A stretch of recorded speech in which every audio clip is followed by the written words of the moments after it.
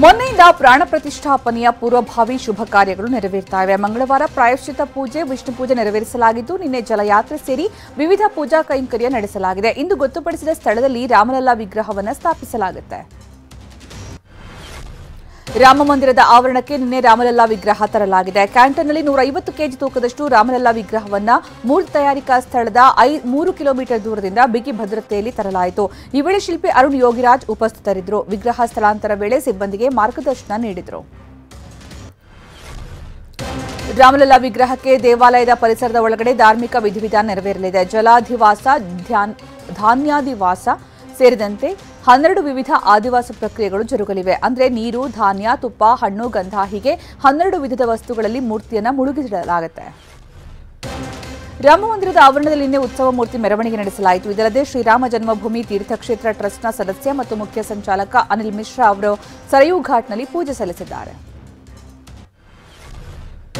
ರಾಮ ಜನ್ಮಭೂಮಿಯಲ್ಲಿ ಸಡಗರ, ಅಯೋಧ್ಯೆಯಲ್ಲಿ ಕಳೆಗಟ್ಟಿದ ಸಂಭ್ರಮ. ರಾಮ ಪ್ರಾಣ ಪ್ರತಿಷ್ಠಾಪನೆಗೆ 4 ದಿನಗಳಷ್ಟೇ ಬಾಕಿ ಇದ್ದು, ಮೊನ್ನೆಯಿಂದ ಆರಂಭವಾಗಿರುವ ಪೂಜಾ ವಿಧಿವಿಧಾನಗಳು ಶಾಸ್ತ್ರೋಕ್ತವಾಗಿ ನೆರವೇರ್ತಾ ಇವೆ. ಬಾಲರಾಮನ ಪ್ರಾಣ ಪ್ರತಿಷ್ಠಾಪನೆಯ 2ನೇ ದಿನದ ಪೂಜಾ ಕೈಂಕರ್ಯಗಳು ಕೂಡ ಪೂರ್ಣಗೊಂಡಿವೆ.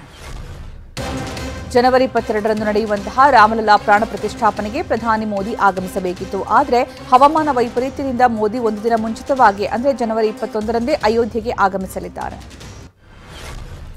ದೇಶದೆಲ್ಲೆಡೆ ರಾಮನಾಮ ಸ್ಮರಣೆ ನಡೀತಾ ಇದೆ. ಕೋಲಾರದಲ್ಲಿ ಜನವರಿ 21ರಂದು ಶೋಭಾಯಾತ್ರೆ ನಿಗದಿಯಾಗಿತ್ತು. ಅದಕ್ಕಾಗಿ ಮುಳಬಾಗಿಲು ನಗರದಲ್ಲಿ ಶ್ರೀರಾಮನ ಫ್ಲೆಕ್ಸ್ ಹಾಕಲಾಗಿತ್ತು. ಆದರೆ ಕಳೆದ ರಾತ್ರಿ ಕಿಡಿಗೇಡಿಗಳು ಫ್ಲೆಕ್ಸ್ಗಳನ್ನು ಹರಿದು ಹಾಕಿದ್ದಾರೆ. ಮುಳಬಾಗಿಲಿನಲ್ಲಿ ಶ್ರೀರಾಮನ ಫ್ಲೆಕ್ಸ್ ಹರಿದು ಹಾಕಿದ ವಿಷಯ ತಿಳಿತಾ ಇದ್ದಂತೆ ಕೋಲಾರ ಸಂಸದ ಎಸ್ ಮುನಿಸ್ವಾಮಿ ನೇತೃತ್ವದಲ್ಲಿ ಪ್ರತಿಭಟಿಸಲಾಯಿತು. ಆರೋಪಿಗಳಿಂದಲೇ ಫ್ಲೆಕ್ಸ್ ಹಾಕಿಸಿ ಅವರೇ ಬಹಿರಂಗ ಕ್ಷಮೆ ಕೇಳಬೇಕು ಅಂತ ಆಗ್ರಹಿಸಿದರು. ಈ ವೇಳೆ ಸಂಸದ ಮತ್ತು ಶಾಸಕರ ಮಧ್ಯೆ ಮಾತಿನ ಚಕಮಕಿ ನಡೆಯಿತು. ವಿಠಲೇಶ್ವರ ಪಾಳ್ಯದಿಂದ ಗುನುಗುಂಟೆ ಪಾಳ್ಯದವರೆಗೆ ಬಿಜೆಪಿ ಪ್ರತಿಭಟನಾ ಮೆರವಣಿಗೆ ನಡೆಸಿದ್ರು. ಇನ್ನು ಕಸಾಯಿಖಾನೆಗೆ ಮುತ್ತಿಗೆ ಹಾಕಿ ಅಕ್ರಮ ಕಸಾಯಿಖಾನೆಗಳನ್ನು ಬಂದ್ ಮಾಡಬೇಕು, ಜೊತೆಗೆ ಸರ್ಕಾರಿ ಉರ್ದು ಶಾಲೆ ಮೇಲಿದ್ದ ಹಸಿರು ಬಾವುಟ ತೆರವುಗೊಳಿಸುವುದಕ್ಕೆ ಪ್ರತಿಭಟನಾಕಾರರು ಒತ್ತಾಯಿಸಿದರು. ಬೆಂಗಳೂರಿನ ರಾಜಾಜಿನಗರದಲ್ಲಿ ಶಿವನಗರ ಯುವಕರ ಸಂಘ ಅನುಮತಿ ಪಡೆದು ರಾಮನ ಕಟೌಟ್ ಫ್ಲೆಕ್ಸ್ ಹಾಕಿತ್ತು. ಆದರೆ ರಾಜಾಜಿನಗರ ಪೊಲೀಸರು ಫ್ಲೆಕ್ಸ್ ಹಾಕಿದವರ ವಿರುದ್ಧ ಎಫ್ಐಆರ್ ದಾಖಲಿಸಿದ್ದಾರೆ. ಇದರ ವಿರುದ್ಧ ಶಿವನಗರ ಯುವಕರ ಸಂಘ ಆಕ್ರೋಶ ಹೊರಹಾಕಿದೆ. ಸಂಸದ ಅನಂತಕುಮಾರ್ ಹೆಗಡೆ ಹಾಗೂ ಸಿಎಂ ಸಿದ್ದರಾಮಯ್ಯ ನಡುವಿನ ಸಮರ ನಿಲ್ಲೋ ಲಕ್ಷಣಗಳೇ ಕಾಣ್ತಾ ಇಲ್ಲ. ಬೆಳಗಾವಿಯಲ್ಲಿ ಪರೋಕ್ಷವಾಗಿ ಅನಂತಕುಮಾರ್ಗೆ ಟಾಂಗ್ ಕೊಟ್ಟ ಸಿಎಂ ಸಿದ್ದರಾಮಯ್ಯ, ಅವನ್ಯಾವನೋ ಮೂರ್ಖ ದೇವಸ್ಥಾನ ಬೀಳಿಸಿ ಮಸೀದಿ ಕಟ್ಟಿದ್ದಾರೆ, ಇಂತಹ ಮೂರ್ಖರು ದೇಶದಲ್ಲಿ ಇರ್ತಾರೆ ಅಂದಿದ್ದಾರೆ. ಸಿಎಂ ಸಿದ್ದರಾಮಯ್ಯ ಮಾತಿಗೆ ಅನಂತಕುಮಾರ್ ಹೆಗಡೆ ಕೂಡ ಖಾರವಾಗಿ ಪ್ರತ್ಯುತ್ತರ ಕೊಟ್ಟಿದ್ದು, ಇತ್ತೀಚೆಗೆ ನನ್ನ ಬಗ್ಗೆ ಸಾಕಷ್ಟು ಚರ್ಚೆ ನಡೆದಿದೆ. ನನ್ನಮ್ಮ ನನಗೆ ಎದೆ ಹಾಲನ್ನು ಕುಡಿಸಿದ್ದಾಳೆ, ಆಕೆ ನನಗೆ ಬಾಟ್ಲಿ ಹಾಲು ಕುಡಿಸಿಲ್ಲ. ನನ್ನಮ್ಮ ನನ್ನ ರಕ್ತದ ಬಗ್ಗೆ ಗೌರವವಿದೆ, ಇದರ ಬಗ್ಗೆ ಯಾರಾದರೂ ಮಾತಾಡಿದ್ರೆ ಹುಷಾರ್ ಅಂತ ಗುಡುಗಿದ್ದಾರೆ. ಸಿಎಂ ಸಿದ್ದರಾಮಯ್ಯಗೆ ಸಂಸ್ಕೃತಿ ಬಗ್ಗೆ ಚರ್ಚೆಗೆ ಆಹ್ವಾನಿಸಿದ ಅನಂತಕುಮಾರ್ ಹೆಗಡೆಗೆ ಶಾಸಕ ಪ್ರದೀಪ್ ಈಶ್ವರ್ ತಿರುಗೇಟು ಕೊಟ್ಟಿದ್ದಾರೆ.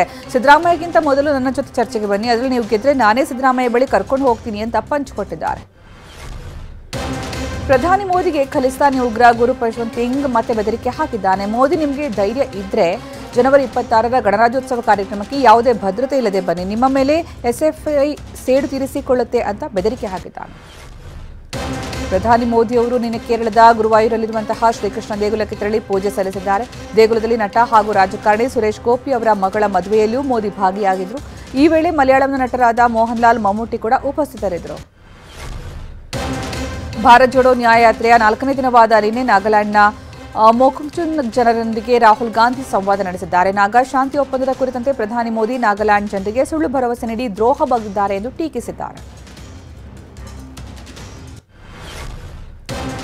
ಲೋಕಸಭೆ ಚುನಾವಣೆಗೆ ಎಚ್ಡಿಕೆ ರಣತಂತ್ರ ರೂಪಿಸ್ತಾ ಇದ್ದು, ದೆಹಲಿಯಲ್ಲಿ ನಿನ್ನೆ ಕೇಂದ್ರ ಗೃಹ ಸಚಿವ ಅಮಿತ್ ಶಾ ಮತ್ತು ಬಿಜೆಪಿ ರಾಷ್ಟ್ರೀಯ ಅಧ್ಯಕ್ಷ ಜೆಪಿ ನಡ್ಡಾ ಜೊತೆಗೆ ಮಹತ್ವದ ಮಾತುಕತೆ ನಡೆಸಿದರು. ಸುಮಾರು 45 ನಿಮಿಷಕ್ಕೂ ಹೆಚ್ಚು ಕಾಲ ರಾಜ್ಯದ ವಿದ್ಯಮಾನಗಳ ಬಗ್ಗೆ ಚರ್ಚಿಸಿದರು. ಭಯೋತ್ಪಾದಕ ಸಂಘಟನೆ ಜೊತೆ ನಂಟು ಹೊಂದಿರುವ ಶಂಕಿತ ಉಗ್ರನನ್ನು ಬಂಧಿಸಲಾಗಿದೆ. ಫಜಾನ್ ಬಕ್ತಿಯಾರ್ನನ್ನು ನಿನ್ನೆ ಅಲಿಗಢದಲ್ಲಿ ಅರೆಸ್ಟ್ ಮಾಡಲಾಗಿದೆ ಎಂದು ಯುಪಿ ಎಟಿಎಸ್ ಪ್ರಕಟಣೆ ಹೊರಡಿಸಿದೆ. ಬಂಧಿತ ಅಲಿಗಢ ಮುಸ್ಲಿಂ ವಿಶ್ವವಿದ್ಯಾಲಯದಲ್ಲಿ ಎಂಎಸ್ಡಬ್ಲ್ಯೂ ವಿಭಾಗದಲ್ಲಿ ಸ್ನಾತಕೋತ್ತರ ಪದವಿ ಅಧ್ಯಯನ ಮಾಡ್ತಾ ಇದ್ದ ಎನ್ನಲಾಗಿದೆ. ಉದ್ಯಮಿ ಗೌತಮ್ ಅದಾನಿ ವಿರುದ್ಧ ರಾಷ್ಟ್ರೀಯ ಕಾಂಗ್ರೆಸ್ ನಾಯಕರು ಸಮರ ಸಾರಿದ್ದಾರೆ. ಆದರೆ ತೆಲಂಗಾಣ ಕಾಂಗ್ರೆಸ್ ಸರ್ಕಾರ ಅದಾನಿ ಗ್ರೂಪ್ ಜೊತೆಗೆ ಹೂಡಿಕೆಗೆ ಒಪ್ಪಂದ ಮಾಡಿಕೊಂಡಿದೆ. ಸಿಎಂ ರೇವಂತ್ ರೆಡ್ಡಿ 12,400 ಕೋಟಿ ಹೂಡಿಕೆಗೆ ಅವಕಾಶ ನೀಡಿ ಒಪ್ಪಂದ ಮಾಡಿಕೊಂಡಿದ್ದಾರೆ. ಬಾಂಬೆ ಷೇರು ಸಂವೇದಿ ಸೂಚ್ಯಂಕ ಸೆನ್ಸೆಕ್ಸ್ ಬುಧವಾರ 1628 ಅಂಕಗಳ ಕುಸಿತ ದಾಖಲಿಸಿದೆ. 1.5 ವರ್ಷಗಳ ಬಳಿಕ ಒಂದೇ ದಿನದಲ್ಲಿ ಸೂಚ್ಯಂಕ ಇಷ್ಟು ಕುಸಿತ ಕಂಡಿರೋದು. ಈ ಮೂಲಕ ನಿನ್ನೆ ಹೂಡಿಕೆದಾರರಿಗೆ 4.59 ಲಕ್ಷ ಕೋಟಿ ರೂಪಾಯಿ ನಷ್ಟವಾಗಿದೆ. ಬೆಂಗಳೂರಿನ ಎಂ ಚಿನ್ನಸ್ವಾಮಿ ಕ್ರೀಡಾಂಗಣದಲ್ಲಿ ಇಂಡೋ ಅಫ್ಘನ್ ಟಿ20 ಕದನ ನಡೆಯಿತು. ರಣರೋಚಕ ಪಂದ್ಯದಲ್ಲಿ ಟೀಂ ಇಂಡಿಯಾ ಕೂಡ ಎರಡನೇ ಸೂಪರ್ ಓವರ್ನಲ್ಲಿ ದಿಗ್ವಿಜಯ ಸಾಧಿಸಿತು. ಈ ಮೂಲಕ ಟಿ20 ಸರಣಿಯನ್ನು ಕ್ಲೀನ್ ಸ್ವೀಪ್ ಮಾಡಿದೆ. ಅಂತಾರಾಷ್ಟ್ರೀಯ ಟಿ20 ಪಂದ್ಯದಲ್ಲಿ 5 ಶತಕಗಳನ್ನು ಸಿಡಿಸಿದ ಪ್ರಥಮ ಆಟಗಾರ ಅನ್ನೋ ದಾಖಲೆಯನ್ನು ಬರೆದಿದ್ದಾರೆ. ಬೆಂಗಳೂರು ಚಿನ್ನಸ್ವಾಮಿ ಸ್ಟೇಡಿಯಂನಲ್ಲಿ ನಡೆದಂತಹ ಪಂದ್ಯದಲ್ಲಿ ರೋಹಿತ್ ಶರ್ಮಾ 69 ಬಾಲ್ಗಳಲ್ಲಿ 121 ರನ್ ಸಿಡಿಸಿ ದಾಖಲೆ ಬರೆದಿದ್ದಾರೆ.